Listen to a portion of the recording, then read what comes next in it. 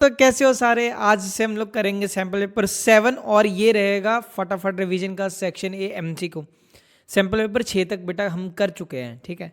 तो बिना देरी के साथ पहला क्वेश्चन आपको दिखाते हैं, ये रहा, ठीक है। ये एमसीक्यू में ये क्वेश्चन बेटा पेट क्वेश्चन में से एक है जिसमें मेन मीडियन मोड में लिमिट्स पूछ लिया जाता है। हमने इतने सैंपल पेपर किए, हर सैंपल पेपर में ऐसा कुछ मिल जाएगा आपको। The upper limit of the median class, ठीक है।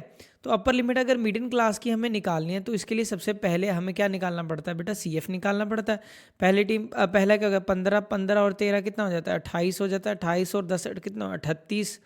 38 और 8 कितना हो जाएगा, 46 हो जाएगा। 46 और 9 कितना हो जाएगा बेटा, 55। 55 और 5 कितना हो जाएगा, 60 हो जाएगा, ठीक है। तो 60/2 n/2 होता है ना, n/2 कितना हो गया यहाँ पे, 30 हो गया। 30 से बड़ा टर्म, 30 से बड़ा टर्म क्या हो गया बेटा, 38 हो गया, ठीक है। तो इसमें ये होगी आपकी मीडियन क्लास। क्या हो गई, पहला क्वेश्चन ये आपसे पूछ सकता है कि मीडियन क्लास ही बता दो। तो बेटा आप मीडियन क्लास में याद रखोगे, आपकी जो मीडियन क्लास होगी 160 से 165 हो गई। क्लियर। तो अब इसमें हमें क्या निकालना बेटा, हमें निकालना है upper limit of the median class. Upper limit ये होती है लोअर लिमिट, ये होती है अपर लिमिट। तो upper limit of the median class क्या होगी, 165। तो पहले का आंसर क्या आ गया आपके पास, 165 इज अ करेक्ट आंसर। दूसरा, if 1 0 of the quadratic polynomial is 2, 1 0 2 है, तो जहाँ पे x है वहाँ पे हम क्या पुट कर देंगे, इज 2, ठीक है। x की जगह पे हम क्या पुट कर देंगे बेटा, 2 पुट कर देंगे। क्लियर। अब जब x की जगह पे 2 पुट करोगे, के x है ना, x की जगह पे 2, 2 का स्क्वायर प्लस 3 इंटू 2 प्लस के इज इक्वल टू 2, ठीक है। तो के 2 का स्क्वायर क्या हो गया बेटा, 4 हो गया। 3 2 जा 6 हो गया, और ये प्लस का के हो गया इज इक्वल टू 0। तो 4k प्लस के 5k प्लस का 6 है, इधर आके क्या जाएगा, माइनस का 6। तो के की वैल्यू क्या आ गई, माइनस का 6/5, माइनस का 6/5, ठीक है। तो माइनस का 6/5 है। तो माइनस का 6/5 कहाँ पे है ऑप्शन, माइनस का 6/5 यहाँ पे है ऑप्शन। क्लियर। माइनस का 6/5, इतना समझ आया सभी को, माइनस का 6/5। क्लियर। नेक्स्ट क्वेश्चन देखोगे, सेंट्रॉइड। बेटा ये बुक में नहीं दिया पर बड़ा ही इंपॉर्टेंट होता है। मैं सेंट्रॉइड की प्रॉपर्टी बता देता हूँ पहले, ABCD।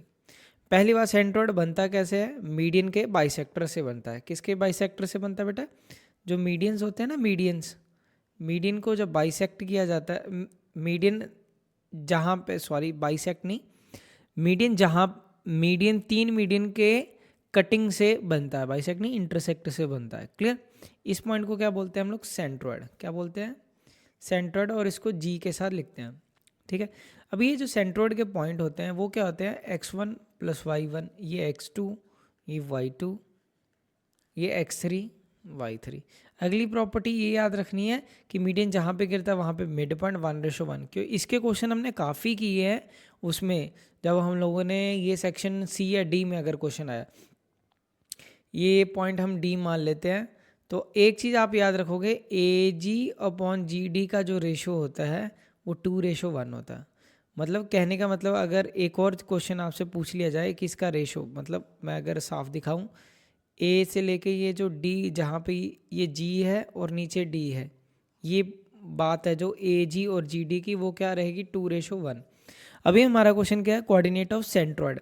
तो सेंट्रॉइड के पॉइंट क्या, आप पहले में सारे पहले जोड़ दो, एक्स वाले जोड़ दो, सारे एक्स वाले जोड़ के उसको डिवाइडेड बाय 3 करना है, डिवाइडेड बाय 3, ये फॉर्मूला होता है, ठीक है। सेंट्रॉइड का फॉर्मूला क्या होता है, x1 + x2 + x3 divided by 3।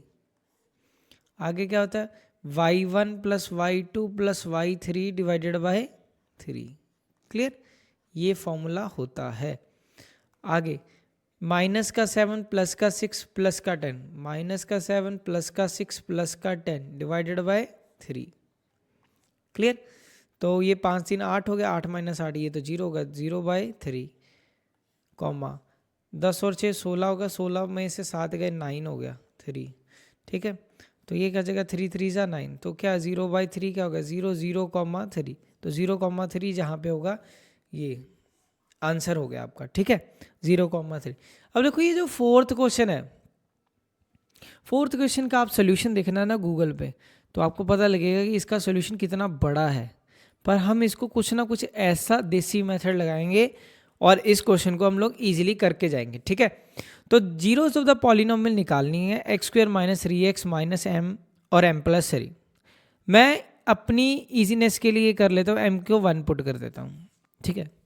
X square minus का 3x, एम को मैं 1 पुट करता हूँ, एम की जगह पे अगर 1 रखूँ, यहाँ भी 1 रखूँ, तो ये क्या जाएगा 1 प्लस 3 कितना हो जाएगा 4 हो जाएगा, यही हो जाएगा। तो x square minus 3x minus का 4, ठीक है। तो इसके जब स्प्लिटिंग द मिडिल टर्म लगाओगे 4x प्लस का x माइनस का 4 इज इक्वल टू 0। तो either x minus 4 is equal to 0 और इधर भी x माइनस 4, और ये कॉपी पेस्ट हो जाता है, आप सभी को पता है, x माइनस 4 प्लस का 1।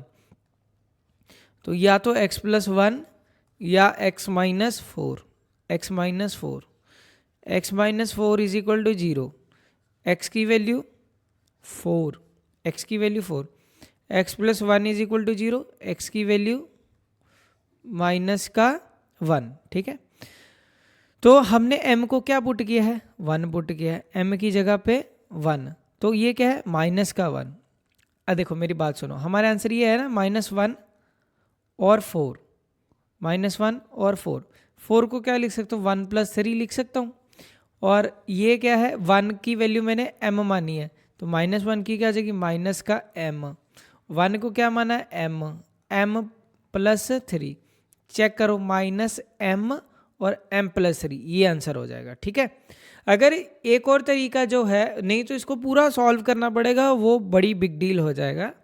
उसकी जगह पे आप ऐसा कर सकते हो कि इसकी हर की वैल्यू पुट करके देखो, किसको पुट करके 0, पर वो बहुत बड़ा हो जाएगा, ठीक है, क्योंकि इन्होंने चारों ऑप्शन एक ही जैसे रखे हैं, 2 में प्लस में m रखा है, 2 में माइनस में m रखा है, ठीक है, वो बड़ा बन जाएगा क्वेश्चन। तो मैंने इसको काफ़ी तरीक़ों से करने की कोशिश की, पर MCQ पूछा है तो मुझे ये होता है हमेशा, अगर MCQ पूछा है तो उसका लीस्ट स्टेप वाला सोल्यूशन बनाया जाए देसी मेथड के साथ, नहीं तो अगर ये 3 मार्क्स में पूछता मैं इसको उस अकॉर्डिंग ही बनाता। क्लियर। नेक्स्ट क्वेश्चन देखो फिर, the value of k for which the system has no solution. No solution में आपको 2 लाइनें बतानी चाहिए। पहले, नो सोल्यूशन में जो ग्राफ बनता है वो पैरेलल बनता है। क्या बनता है बेटा, पैरेलल बनता है, ठीक है, ऐसा ग्राफ बनता है। दूसरी बात, a1 by a2 is equal to b1 by b2 होता है, is not equal to c1 by c2 होता है। ये भी बात आप सभी को याद रखनी है। क्लियर। अब a1 by a2 x plus Y is equal to, ये माइनस का 4 था, उधर जाए क्या हो जाएगा 4, 2x प्लस के वाई इज इक्वल टू 3, ठीक है बेटा। और नो सोल्यूशन दिया, नो सोल्यूशन में a1 बाई a2 आगे कुछ नहीं, मतलब 1, और a2 ये हो जाता है साथ वाला इज इक्वल टू, इसके साथ वाला क्या है 1 अपॉन k, तो k की वैल्यू क्या आ गई, क्रॉस मल्टीप्लाई करके 2 आ जाएगी। k की वैल्यू बेटा क्या आ जाएगी 2 आ जाएगी, k की वैल्यू 2। क्लियर। तो फिफ्थ का आंसर क्या आ गया, डी ऑप्शन आपका आंसर हो जाएगा। If the one root of the, बेटा इसका तो याद रखो, जब भी एक जीरो रेसिप्रोकल होती है दूसरे का, तो ये वाली वैल्यू इस वैल्यू के बराबर होती है, ठीक है। a इज इक्वल टू सी। अब आप पूछोगे क्यों और कैसे, तो उसी का जवाब, if one root of the quadratic is reciprocal, अगर एक जीरो, सुनो मेरी बात, कोई भी जीरो, अगर एक जीरो मान लो t है, तो दूसरी जीरो क्या आ जाएगी, इसका रेसिप्रोकल है, तो 1/t हो जाएगी। तो अब प्रोडक्ट ऑफ जीरो लगाओ, प्रोडक्ट ऑफ जीरो ही लगाना बस। ये अगर सोल्यूशन आ गया आपको 2 मार्क्स में, तो किस तरह से करना, प्रोडक्ट ऑफ जीरो क्या होता है c/a, क्या होता है c/a। एक जीरो हमारे पास t है, दूसरी क्या है 1/t, t into 1/t is equal to c/a, c/a। तो ये हो गया कटिंग इसके साथ, ठीक है। तो c इज इक्वल टू क्या हो जाएगा आपके पास, a हो जाएगा। तो c is equal to a किस पे है, इस पे। क्लियर। नेक्स्ट ये रहा, the pair of the solution of the equation. पहले तो तुम्हें एक इक्वेशन बनानी, फॉर्म करनी पड़ेगी। ये एक्सपोनेंशियल पावर से प्रभावित है, और यू कैन से उसके इफेक्ट में आया हुआ एक क्वेश्चन है। तो 3x प्लस वाई, 3 की पावर x प्लस वाई। अब जो 81 है, 81 3 की कितनी पावर होती है, अगर आप देखोगे ऐसे करोगे 3 की पावर कितनी आएगी, 4 आएगी। 9 9 81 होता ना, 27 3 9 3, फिर इसके बाद फिर एक 3, तो 1 2 3 4, ठीक है। तो 3 की पावर क्या है 4 है। क्लियर। तो तो ये क्या आ जाएगा बेटा, x प्लस वाई। अब बेस सेम है तो पावर्स क्या हो जाएंगी, इक्वेट हो जाएंगे। तो x plus Y is equal to क्या आ जाएगा, 4 हो जाएगा। ये पहला इक्वेशन हो गया हमारे पास। दूसरा 81 को क्या लिख सकते हो, 3 की पावर ये फिर 4 और उसकी पूरे की पावर क्या है, x minus Y is equal to 3 की पावर कुछ नहीं, मतलब क्या है 1 है यहाँ पे। क्लियर। तो ये क्या आ जाएगा बेटा, 3 की power 4 into X minus Y की पावर 3 की पावर 1। ठीक है, तो ये क्या आ जाएगा, 4 into X 4x minus 4y is equal to 1। 4 into X 4x minus 4y is equal to 1। ये आपके पास दूसरा इक्वेशन है। अब दोनों इक्वेशंस को लेते हैं और सॉल्व करते हैं। पहली इक्वेशन क्या है, x plus Y is equal to 4। दूसरी क्या है, 4x minus 4y is equal to 4, 1 है ना।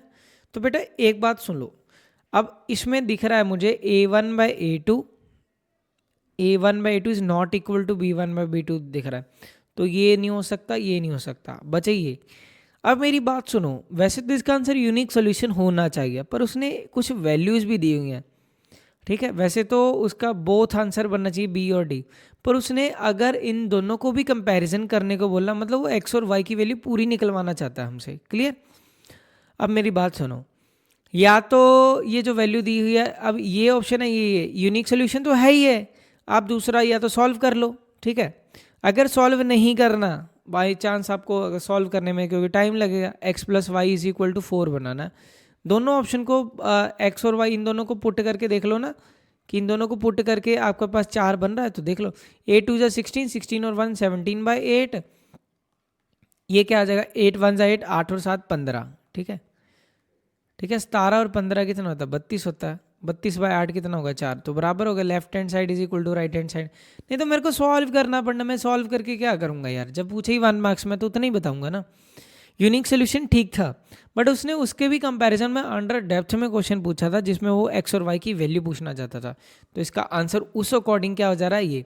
वैसे अगर एक्स और वाई का वैल्यू ना देता, नन ऑफ दीज या कुछ भी बोलता, तो हम सीधा यूनिक सोल्यूशन टिक लगाते, यहाँ से आगे उसको लेके ही नहीं जाना था। ए मैंने मतलब A1 बाई A2 कंपेयर करने थे। अब आगे पूछा था, आगे मैं क्यों सॉल्व करूँ, ठीक है, क्यों एलिमिनेशन लगाऊं, इतना बड़ा करूं, जब मैं देख लेता हूं इन दोनों वैल्यूज को पुट करके, अगर left hand side is equal to right hand side आ गया तो दैट इज इट। ठीक है, अब इसके बाद नेक्स्ट क्वेश्चन, नेक्स्ट है right the common difference of this. तो A18 को हम क्या लिख सकते हैं, A18 को A प्लस 17D लिख सकते हैं, माइनस A14 को क्या लिख सकते हैं बेटा, A plus 13D, A plus 13D। तो A प्लस 17D माइनस का है, माइनस का 13D, तो आपका A इज इक्वल टू क्या दिया हुआ है आपके पास, 32 दिया हुआ है। ठीक है जी, A के साथ ये कैंसिल होगा, 17 माइनस 13 कितना होगा, 4D इज इक्वल टू 32। तो D की वैल्यू क्या आ गई, 4 8 32, D की वैल्यू क्या आ गई, 8 आ गई। 8th का आंसर क्या आ गया आपका 8, A की वैल्यू 8। ठीक है, नेक्स्ट क्वेश्चन देखो, आ जा भाई मेरे, ये रहा, 2 कॉर्ड्स ऑफ इक्वल लेंथ। देखो ये जो क्वेश्चन लिया है ना, 2 कॉर्ड्स ऑफ इक्वल लेंथ, इसमें मैं एक चीज़ बताता हूँ कि जब भी 2 कॉर्ड होते हैं और intersect with in the circle करते हैं, ठीक है, एक रूल आप याद रखना कि ABCD अगर ये intersect with in the circle करेंगे, ठीक है, तो हम लोग क्या लिखेंगे, इसको इस तरह से आपको याद रखना है, AE इंटू EB। बेटा देखो, अब जब 1 मार्क्स में पूछा तो याद रखनी पड़ेगी ना, ये लेंथ इंटू ये वाली लेंथ। वैसे तो बीपीटी क्या बोलता है, AE अपॉन EB, पर इसमें ऑपोजिट चलेगा, CE into ED, CE into ED। ठीक है, पर अगर आप इसको 3 मार्क्स में करोगे फिर तो आपको निकालना पड़ेगा। फिर रीजंस क्या लिखोगे मैं आपको बता देता हूँ, ये इस तरह से है। ठीक है, AE और ये आपके पास B और C है। ठीक है, जब आप इसको सॉल्व करोगे ना बेटा, तो आपको इसको सिमिलर करना पड़ेगा ट्रायंगल का। तो ये जैसे मैंने इसके ऊपर ऐसे करके, अब ये एंगल इस एंगल के इक्वल होगा, angle on same segment of a circle are equal. ठीक है, एंगल 1 किसके इक्वल होगा, एंगल 2 के। किस वजह से, एंगल ऑन सेम सेगमेंट, ये आप सभी को पता है ना। मैं दोनों ट्रायंगल को सिमिलर कर दूंगा अभी। दूसरी चीज, ये वाला एंगल 3 और ये यहाँ पे 4 वर्टिकल ऑपोजिट हो जाएगा, 3 और 4 क्या हो गया वर्टिकल ऑपोजिट। तो आपको अगर ये देखोगे ये दो ट्राइंगल्स क्या हो जाएंगी सिमिलर हो जाएंगी। कौन कौन सी ए ई सी। अब मेरी बात सुनो, कॉरस्पॉन्डिंग करने होते हैं ना, यहाँ पे अगर मैंने ए लिया तो ए के कॉरस्पॉन्डिंग क्या है डी है, तो ए के कॉरस्पॉन्डिंग क्या है डी, ठीक है। अब 3 इज इक्वल टू 4, 3 क्या है ये ई है, 3 ये वाला है ई, तो ई के कॉरस्पॉन्डिंग इधर भी क्या आएगा ई। तो अगली ट्रायंगल क्या है, एक तो ए ई सी थी हमारे पास, दूसरी क्या थी D E B, D E क्या रहेगा बी। अब आप देख सकते हो correspond by C P S T लगा के देखो, ए ई अगर मैं ये साइड लूँगा ए ई तो मुझे इसके कॉरस्पॉन्डिंग ये लेनी पड़ेगी, A E by D E is equal to C E by B E, C E by B E. ये क्या होगा सी पी एस टी होगा, कैसे होगा सी पी एस टी। पर इसकी मुझे कोई ज़रूरत नहीं, मैं याद करके जाऊँगा बेटा, जैसा क्वेश्चन पूछते हैं जैसा देश वैसा भेष। तो ये क्या हो जाएगा A E into B E, A E into B E is equal to C E into D E या ई डी। देखो यही चीज़ है ना, इधर मैंने ये पहले ही लिख दी, मैं इतना क्यों करूँ जब मुझे पूछा ही 1 मार्क्स में है। तो बेटा अभी तुम्हें लगेगा कि सर कह रहे हैं कि क्रैम करने को, बेटा मैथ में यही चीज़ें ना आपको जब कॉम्पिटिटिव एग्जाम होगा ना आपको आगे की तरफ यही चीज़ें लगेंगी, यहाँ से टाइम बचना शुरू होता है। ये कोई बात नहीं है, किसी बच्चे को नहीं भी आता होगा, अगर किसी बच्चे को आता होगा और किसी बच्चे को ऐसे आता होगा, उसमें फ़र्क होगा टाइम का। और जब आप 10th क्लास से ये चीज़ें सीखनी शुरू करते हो ना तो आपको +1 +2 में ईजी रहता है, ठीक है। अब ए ई का वैल्यू क्या है 2.4, ठीक है जी। ई बी अब याद रखो ना, ये लेंथ इंटू ये लेंथ इज इक्वल टू ये लेंथ इंटू ये लेंथ। अब बी ई क्या है 3.2 इज इक्वल टू सी ई क्या है 1.6 है, ई डी क्या है ई डी की लेंथ फाइंड करनी है, ठीक है बेटा। तो ये क्या हो जाएगा, तो 2.4 ये 1.6 का डबल होता है 3.2, तो ई डी का वैल्यू क्या होगा 4.8। अब मेरी बात सुनो, एक बच्चे को ये आंसर आता है और उसने कितने लगाया, हार्डली 1 मिनट से लेस देन 1 मिनट, 1 मिनट से उसको कम टाइम लगा, ये तो ज़्यादा हो गया ना, 1 मिनट से कम टाइम लगा, ठीक है। इधर का हम लोगों ने बना दिया लेस देन 1 मिनट, ठीक है। अगर ऐसे करेगा सेम आंसर भी आएगा पर उसको टाइम लगेगा। तो इसका आंसर क्या आ गया 4.8 आ गया, सी का 9th का आंसर क्या आ गया सी 4.8।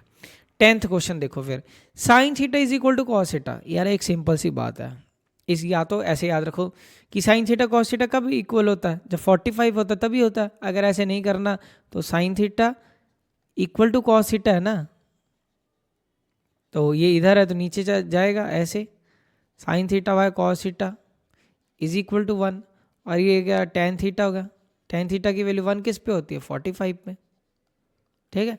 या सीधा याद रखो साइन थीटा कॉस थीटा की वैल्यू 1√2 कब होती है बराबर 45 डिग्री पे, ऐसे भी हो सकता है। अभी उसने ये वैल्यू पूछा, ठीक है, 2 tan थीटा, थीटा कितना पुट करना हमें 45 plus cos square theta, cos square 45।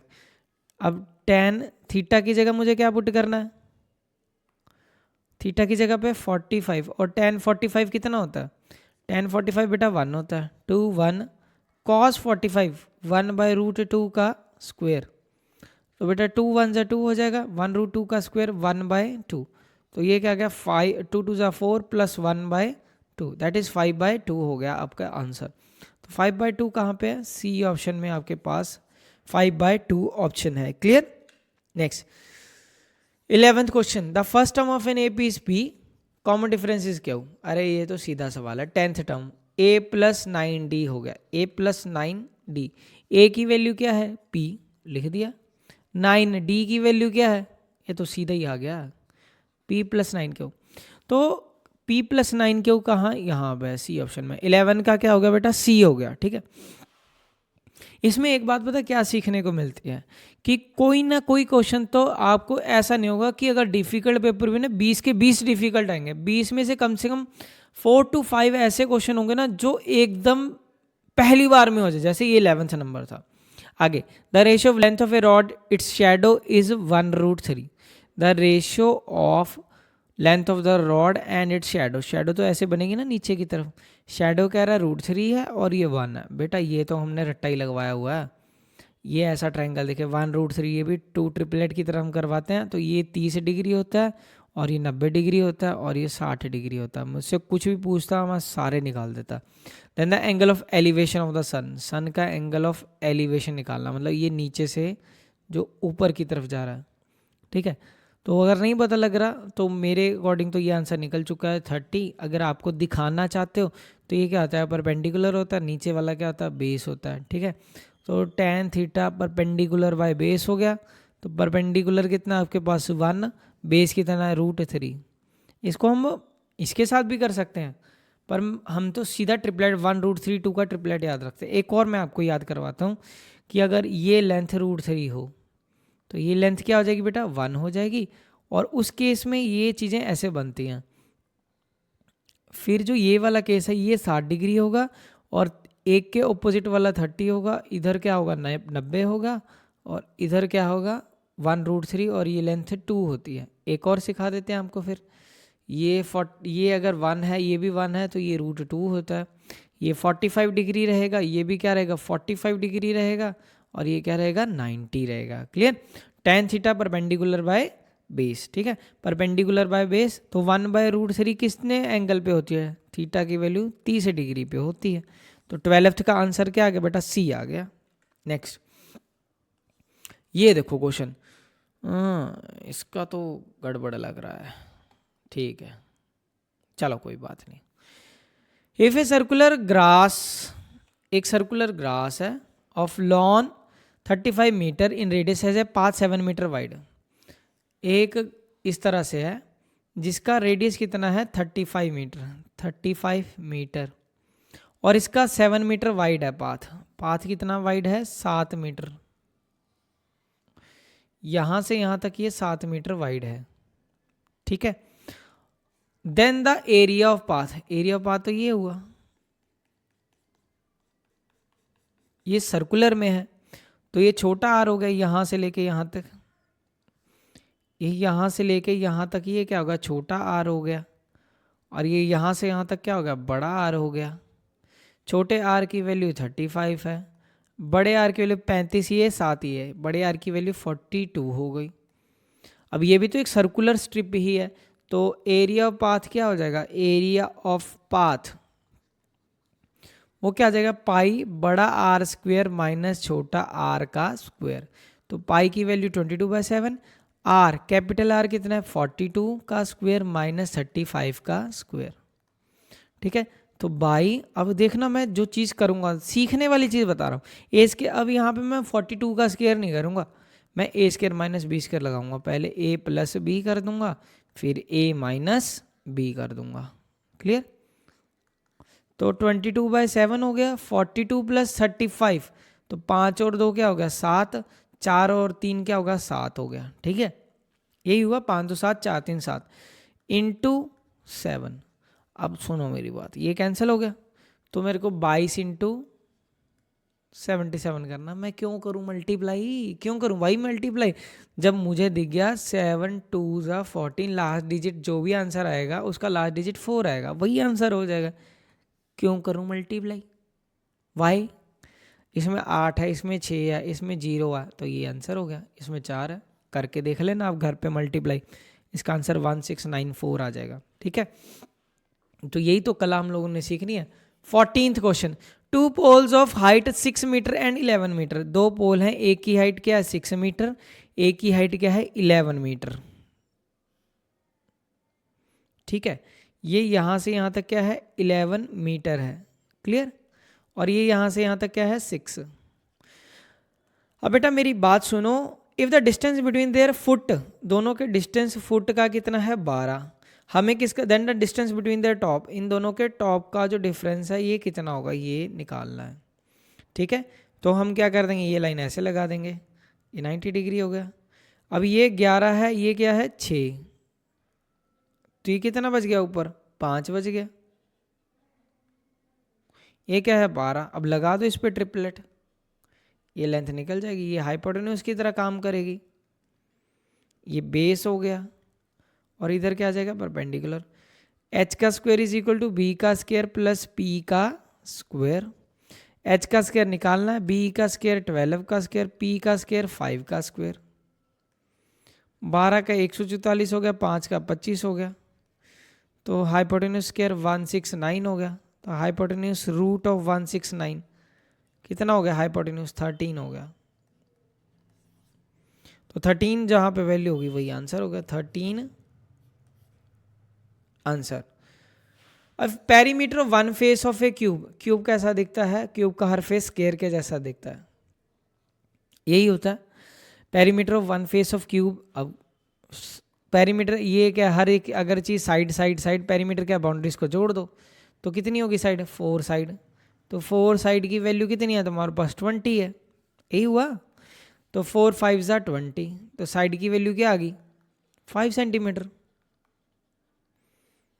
ठीक है, सरफेस एरिया निकालना है, तो सरफेस एरिया ऑफ क्यूब, अब ये नहीं पता कि टोटल है कि कर्व्ड है, ये तो नहीं पता, हम दोनों ही देख लेते हैं ऑप्शन के सिस्टम से। फिर देख 4 साइड का स्क्वायर, ये 6 साइड का स्क्वायर। अब मुझे कुछ भी नहीं पता क्योंकि इसने दिया नहीं है यहाँ पे, मैं दोनों निकाल के देखूंगा। 4 5 का स्क्वायर, 5 का स्क्वायर 25, 25 इंटू 4 100 ऑप्शन में है, नहीं है। टोटल सरफेस एरिया 6, 5 का स्क्वायर, 5 का स्क्वायर 25, 25 इंटू 6 150 होता है, तो 150 है ऑप्शन में कहीं पे, यस है। तो ये हो गया इसका करने का तरीका। 16th क्वेश्चन, एक और देखा ना, मैंने कहा था 4-5 क्वेश्चन ऐसे मिलेंगे जो एकदम सीधा। Event E is that card is not an S of heart, S of heart ना हो।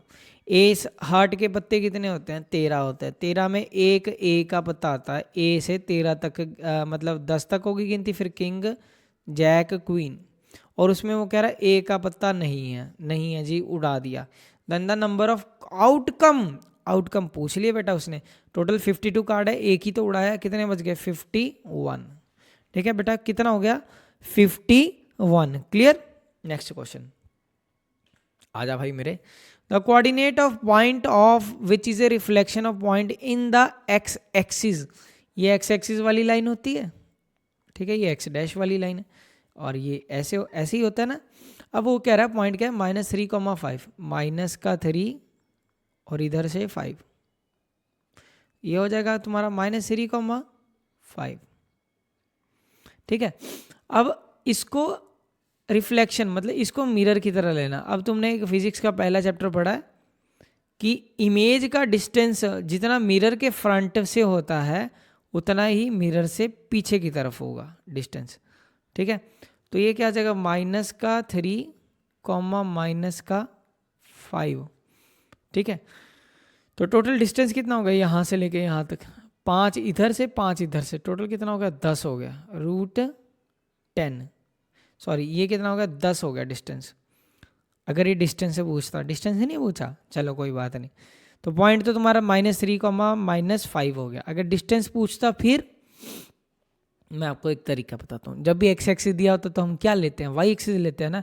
तो आपको क्या करना है, जो वाई वाला जो पॉइंट होगा उसका डबल कर देता हूँ, उतना डिस्टेंस आंसर होगा। जैसे 10 हो गया ना इसका आंसर। ठीक है, एक और तरीका जो हमने सीखा, इफ 18वां, ये भी अब सीधा question, C is mid point of line P Q, एक पी क्यू एक लाइन है, पी से लेके क्यू तक एक लाइन है, पी का पॉइंट क्या है 4,x है, क्यू का पॉइंट क्या है -2,4 है, और सी का पॉइंट आपके पास क्या है, सी का पॉइंट है y, -1, क्लियर, y, -1, इतना क्लियर है। Then x and y respectively, अब जब भी रेशो 1:1 हो पहले में पहला जोड़ के डिवाइड बाय दो, तो y की वैल्यू क्या होगी, y की वैल्यू क्या होगी, पहले में पहला जोड़ दो डिवाइडेड बाय 2, -1 की वैल्यू, अब -1 की वैल्यू क्या होगी, ये दूसरा है। ठीक है, दूसरा कैसे निकलेगा -1, इसमें ये जोड़ दो, इधर से ये जोड़ दो, x+4 डिवाइडेड बाय 2, ये माइनस का 2 हो गया, x+4 हो गया, तो इधर आके क्या हो गया माइनस हो गया, तो x की वैल्यू क्या आ गई -6, x की वैल्यू -6, ये क्या आ गया 4 - 2 2, 2/2 1, तो -6 पहली वैल्यू, दूसरी वैल्यू क्या है y की वैल्यू क्या है 1। चेक करो कहाँ पे, पहली वैल्यू -6, दूसरी वैल्यू 1, तो ये ठीक है। 17th का आंसर है सी, 18th का आंसर क्या हो गया ए। क्लियर, -6,1। नेक्स्ट, अब बेटा इसको ध्यान से एक बार रीड करो क्या बोल रहा है। असर्शन रीजन को तो कम से कम 2 बार रीड करो। कई बार क्या होता है हमारे से गलती होती है, मेरे से भी गलती हो जाती है, मैं एक्सेप्ट करता हूँ इस बात को कि जब ए और बी ऑप्शन आएगा ना तो बहुत एक बार और रीड करना। 4x² - 12x + 9 has a repeated root. Repeated root का मतलब क्या है, जब हम बोलते हैं रूट्स आर रिपीटेड का मतलब क्या है कि दोनों रूट सेम आ गए, मतलब roots are real and equal, यही होता है ना, रियल एंड इक्वल। और हमें पता है ये roots are real and equal कब होता है, जब डी की वैल्यू क्या होती है 0। ठीक है, रिपीटेड का मतलब क्या है, इक्वल होंगे यार, दोनों चीज़ें सेम होंगी। जैसे x की वैल्यू 4 आई, दूसरी वैल्यू भी 4 आई, तो हम क्या बोलते हैं, हम बोलते हैं कि रूट्स आर रियल भी हैं इक्वल भी हैं। और ये कब होता है, जब d = 0। पर इसने क्या बोला, ये तो दूसरी लाइन गलत बोल दी, तो रीज़न इसका गलत हो गया, इसमें तो दिमाग ही नहीं लगाना था। ठीक है, तो कह रहा है हैज़ रिपीटेड रूट्स, वो कह रहा है कि इसके रिपीटेड रूट्स हैं, मतलब d 0 रहा होगा। वो कह रहा है कि इसका रीज़न ये है कि जब 0 डिस्क्रिमिनेंट 0 से बड़ा होता है, मतलब d पॉजिटिव होता है, पर ऐसा नहीं होता। ये तो कब होता है, जब d की वैल्यू 0 होती है। मतलब रीज़न क्या हो गया, फॉल्स। रीज़न फॉल्स इसमें है, असर्शन सही है, तो इसका आंसर क्या होगा, सी ऑप्शन हो गया। क्लियर, 19th का। 20 का, अब इसके बाद अब इसको भी एक बार रीड करोगे। कह रहा है HCF ऑफ 2 नंबर इज 5। ठीक है, HCF है, प्रोडक्ट ये है 150। हमें पता है LCM, HCF into LCM is equal to product of 2 number होता है, यही होता है, 2 नंबर का प्रोडक्ट, प्रोडक्ट ऑफ 2 नंबर। चलो दूसरी लाइन भी एक बार पढ़ लेते हैं क्या दिया हुआ। HCF, ये क्या बोल दिया इसने, प्लस बोल दिया, पर हमारे अकॉर्डिंग क्या होता है, यहाँ पे मल्टीप्लाई होता है, तो ये तो बात ही गलत होगी ना। कई बार पैरेलैक्स एरर, एक एरर बताता हूँ जो मेरे जैसा बच्चा कर जाता है। पैरेलैक्स एरर, जब मैं स्टूडेंट लाइफ में था तो पैरेलैक्स एरर बोलते हैं इसको, जो बच्चों से गलती हो जाती है। मतलब ये कब होती है ना, जब एक्साइटमेंट में हमें लगता है मुझे तो ये देख के ही आ रहा है, उसमें तुम ये साइन इग्नोर कर दोगे, बस इसी साइन की बात रहेगी उसमें। ठीक है, मतलब ये छोटी छोटी चीज़ें हैं, मैं अपना पर्सनल एक्सपीरियंस बता रहा हूँ कि हम लोग क्या करते हैं कि बहुत एक्साइटमेंट में, मुझे पता है कि HCF into LCM is equal product of 2 number है, पर मैं जब यहाँ से लाइन पढ़ूंगा ना, मैं इसको इग्नोर करते हुए जाऊँगा, जबकि तुम्हें इस लाइन को पूरा एकदम एक नज़र में देखना है, आराम से देखना है। ठीक है, ये छोटी छोटी गलतियाँ जो हम लोग करते हैं। पता है मुझे HCF into LCM product of 2 number है, पर मैं जब रीड करूँ for any 2 positive integer HCF into LCM is equal to A into B, सही है, एक्चुअल में मैं इसको स्किप कर गया भी, एंग्जाइटी या आप बोल सकते हो मुझे आता है इस चक्कर में, मतलब इसको स्किप कर दिया। बहुत ध्यान से पढ़ना, ठीक है। तो इसमें भी रीज़न क्या है, फॉल्स निकला, तो मतलब ये सही होगा ना। इसको 150 को इससे डिवाइड करोगे जब 5 से, तो ये 30 आएगा। ठीक तो बात है, ये बात सही है, तो असर्शन सही है, ये ट्रू है। ठीक है, तो ये हो गया आज की क्लास के क्वेश्चन। तो बेटा मैं ये कहूँगा कि आप अपनी तैयारी को कंटिन्यू रखो और इन चीज़ों को ज़रूर नोट करो। तो ये फिल्म को आज को करते हैं द एंड, तो मिलते हैं आपको नेक्स्ट लेक्चर में। आप सभी अपना ध्यान रखो और अच्छे से प्रैक्टिस करते रहना यार। और ये आपके लिए एक स्माइली सा फेस। थैंक यू, जय हिंद दोस्तों।